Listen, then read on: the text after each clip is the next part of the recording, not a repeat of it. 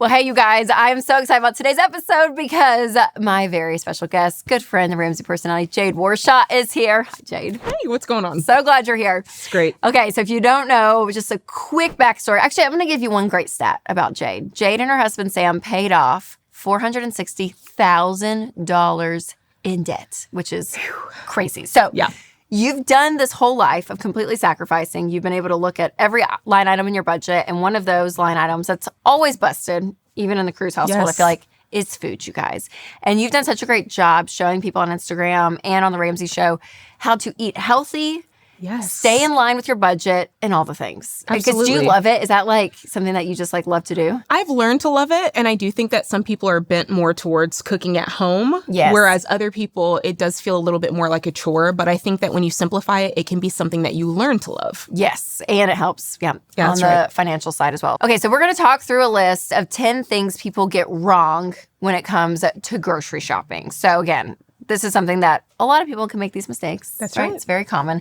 But it is something for you to really look at and be like, oh my gosh, self-examine. Take a second to self-examine. So first and foremost, Jade, you say you don't know your numbers. That's right. You can't go shopping until you know how much you can spend. And so this is starting with the budget. Yeah. Making sure you're going through, putting a line item for how much you can spend. I like a monthly budget, a zero-based budget. And that way you've got the monthly number. But then most of us shop, every week, maybe every 2 weeks. Yes. And so you can break that big number into smaller numbers, and you go to the grocery store knowing how much I can spend. Which just gives such freedom. Do you know what I mean? Like, there is something about boundaries and just knowing, like, I have a limit, and here it is, and I can spend within this and get creative and know what I need. It gives me a sense of peace to know, like, I'm in control, That's right? And so knowing your numbers, it's big. I like this one. You say you brought your children. Oh, gosh. Because you have two. Yes. And ages. Tell everyone 4 their and ages. 6. 4 and 6. And they just grab things and put it in, and then they're like, oh, mama, please, and then the next thing you know, you're buying Gushers, or you're buying, fruit snacks or juices that you didn't intend on bringing or buying. And so just leave the kids, with Papa. Leave them at home. Oh my gosh. I know. I've done so much online ordering since COVID. And so I do so much of like just planning ahead on an app. And I'm like looking. Mm-hmm. And I'm like, if my kids saw this app with all this food, like you have no idea how much money I'm like it's like my little secret that they don't know about. But it is so hard because you go down the colorful aisles and they're all like, oh my gosh, we want this and that. Okay, next, you didn't bring a list. So important. Like you've got to ahead of time decide, what do I need? Write it down and then cross it off as you're going. Whether it's online shopping or in the store, I think that really helps, again, put parameters, guardrails around what you're buying so you don't end up buying things that you don't need. And the question you have to ask yourself is, was it on the list? Was it on the list? If the answer is no, put it back. Just don't buy it. Yeah. Yeah, and so Winston and I, every Sunday, we look at our week ahead and we meal plan. Especially dinners. We look ahead and be like, okay, what's this night? What's that night? And, if it's a sports night, usually I'm like, just sandwiches. Like something quick so we don't go, something easy. But what's so funny, Jade, is I've gotten in the habit. We've done this for probably 10 years now. And literally for my groceries, I just think through breakfast. What do we need? We need milk, eggs. And I just hit those. And I do it on the list. I do it on the notes app notes on my app. phone. Mm-hmm. Yep. And then I go through lunches. And I think through my lunches, kids' lunches, what do we need there? Mm-hmm. And then our dinner is just the ingredients for the meal. And that's it. And I've gotten in this good rhythm of it. And then if I go astray, it's because that dang app, because I'm in it. And I'm like looking, I'm like, oh, wait, a sale or whatever. And it takes you down a hole. And I'm like, I don't need to know that. I don't need to know that. But it is so helpful just to know ahead of time and plan for that. And so that's what I do. I do it on my notes app. And then I, reconcile it with And you'll find you can groceries. use it for other weeks too. Once you write it down, it's like... Yeah, it's all right there. Yep. It's so great. Okay, next, you're in a hurry. So urgency, not good for the budget. I don't think so, because I think that when you're number one, if you're in a hurry, you probably don't have a list. Yeah. You probably haven't stopped to check your budget, but more so you're kind of in that frantic state. And if they don't have something you usually buy, like if you usually buy like this brand of, I don't know, macaroni and cheese, they don't have it, you're likely to just grab anything. It could be something that's far more expensive, or you're just like, oh my gosh, they don't have this main ingredient. What am I going to make? And so you're trying to like make these quick decisions. You end up just buying things to try to solve the problem quickly, as opposed to having the time to think it through. Yes, and having the patience throughout the store. That's so good. Okay, you brought a credit card. Dun, dun, dun. Ah, yeah. Yes, if you brought a credit card, you're watching the wrong show. Yeah, that's right. That's right. But honestly, like credit cards and food, it's just credit cards in general, a terrible idea. Yep. You're going to spend more. Yep. And honestly, sorry, but you're throwing that money down the toilet, just letting you know. Yep, absolutely. Terrible idea. Terrible idea. Okay, and you also say you brought your debit card. Yes. Because you're what? Cash. Is that what you're... This is where you're going, Jay. This is where you're going. This is for the real ones, Rachel. If you're really concerned or if you have a hard time sticking to your budget, even if you write it down, even if you know your numbers, the next level is saying, okay, I'm going to go to the ATM, take that money out in cash. Then you can't go over because when the cash stops, the spending stops. So some of you need to leave all plastic at home. Which is so good. I mean, like, seriously, if you really want to practice this, you guys, like, this gets you in such a disciplined state. Because when that register's clicking and you're watching it go up, it takes a level of humility to be like, I'm sorry, I only have $200. Yes. And it's $250. I got to take something back, right? That's like, right. But it forces you. It really does. It forces you to spend within that limit, and you get in that habit of staying within that dollar limit. Yeah. And it is helpful. It is love helpful.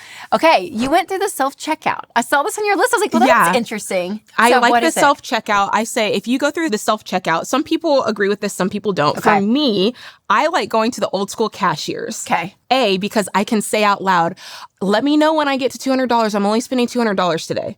I like to tell them, and it gives me a level of accountability. Yes. Hey, just let me know when I get to $200. Then I've already said it. And so when it happens, he or she will say, oh, you just hit 201. Then they're waiting to see what I do next. Yes. And so it's like, okay, take that one off. And when you're at the self-checkout, that's not there. It's like, it's only $5. I can just let that go. And you get the golden grams and you go over $6. And now you've gone over your budget, but there's a little bit of buffer, accountability there. That's so good. I didn't think about that, but we talk about how people are such an important part of your financial process, having people involved, and even the sweet cashier at Publix. You know what I mean? Have them involved. Yes. The Kroger cashier.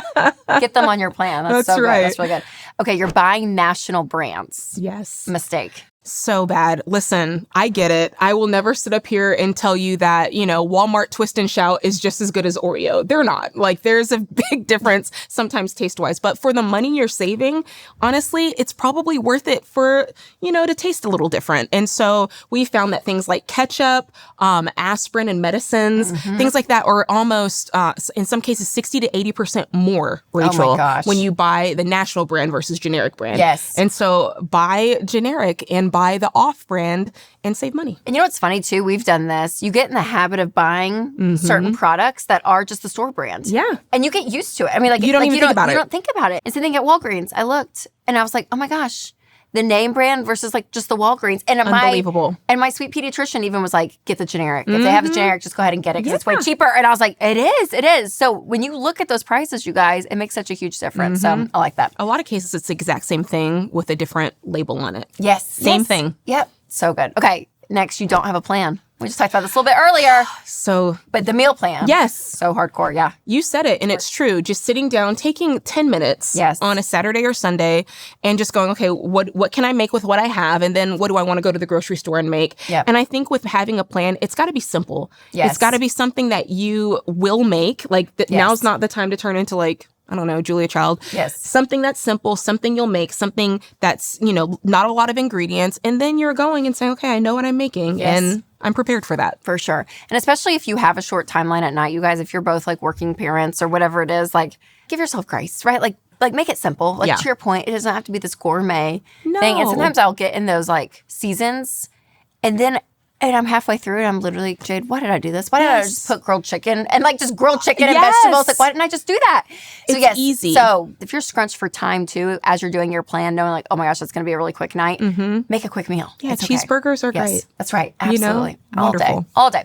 Okay, last but not least, Jade, you say you didn't take inventory. Yeah, I think that there's a lot in our cabinets and a lot that's, on the doors of our refrigerator that just we buy over and over again. How many cans of black beans do you have? Like how many cans, you know what I'm saying? We keep buying ranch dressing. It's like you already have that. Yes. So be sure to take inventory first. Then you're making your meal plan based off of what you already have. You're already saving there and you're making sure that you're not buying duplicates, which the worst is when you buy duplicates of things that are perishable. And it's like, oh my gosh, now my yogurt's going to go bad, Sour cream. It's always mine. Yes. It's my downfall. Yeah. I'm always like, throw in a thing of sour cream.